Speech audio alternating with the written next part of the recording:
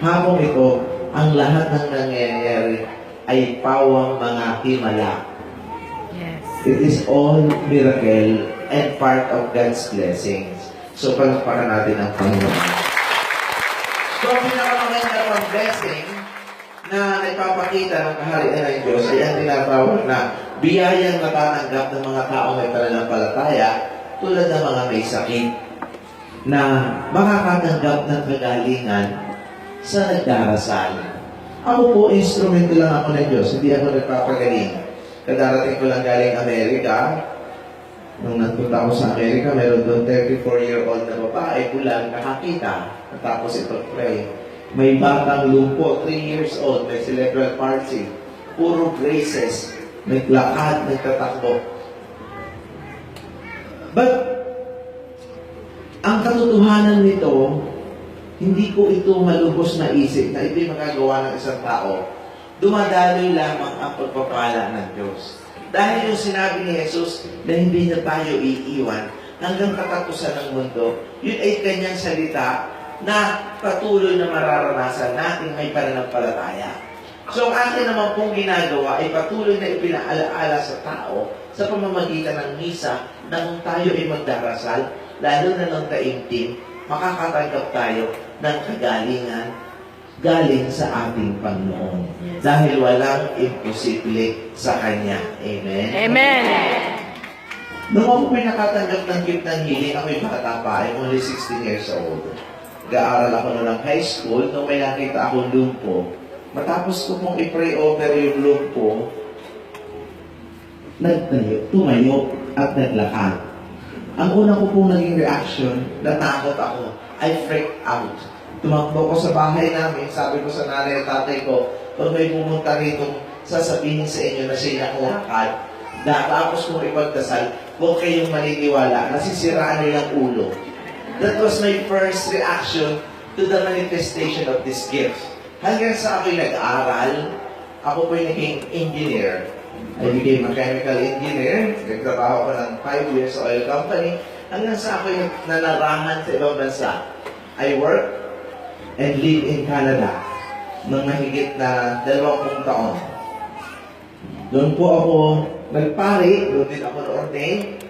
Pero bago ako ma-ordain pari, member po ako ng Legion of Mary. I love the Blessed Mother. I have devotion to the Rosary. Hindi ko po makakalimutan ito kasi yung babaeng na presidente ng presidium, kinausap ako, tawag sa akin ni Fernando, bisitahin natin ang kaibigan ko na coma.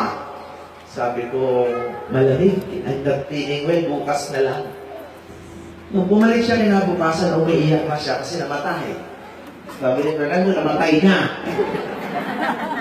Sabi ko, nag-guilty ako, sinisita ako. Hindi mo kasi pinagdasal. So, sabi ko, baka po pwedeng dalawin ulit natin. Sabi, pakiusap natin sa mga doktor. Nung pumunta kami ng ospital, idodonate na po yung organ, yung mata, idodonate na yung kidneys, yung heart. In an hour time, it will be removed. Tatanggalin na lang. Nakiusap kami sa doktor na bago tanggalin yung mata, puso, at kidneys, ma-pray. Pumayag naman. Sabi ko, nagigilty lang ako. So after I prayed, she opened her eyes. Hanggang ngayon buhay pa. Dahil po doon, pinausap ako ng spiritual director ko, sabi, Fernando, you have a gift.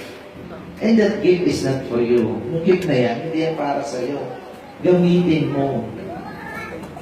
Hindi yun nga po, nung ako'y na-ordain, 2002, ay naging open ako sa gift na ito. Totoo yung sinabi ng aming spiritual director kasi kahit ako po'y, pag ako'y may sakit, pinepre-over ko ang sarili ko, hindi po ako nagaling. So this gift is for you. Para sa inyo po itong gift. Nung last Divine Mercy Sunday, nandun ako sa Kidapawan. Naging speaker po ako. Yung isang nanay na organizer, very active sa Divine Mercy, nag-iiyak. Sabi ko, bakit kayo nag-iiyak? Nakita daw ako. Sabi ko, Father, hindi mo alam ang istorya ng anak ko. Sabi ko, anong istorya ng anak mo? Nagkita tayo, pero makulit ako. Dahil sa kakulitan ko, binigay mo yung panyo mo. Sabi mo, pakawalan mo na lang ako. Magagamitin mo yan, darating ang araw. Time will come, you're going to use it. Father, 3 years ago, patapos mo yung ibigay, pagkatapos ng isang buwan, namatay ang anak ko sa dengue. Nasa kabaong na.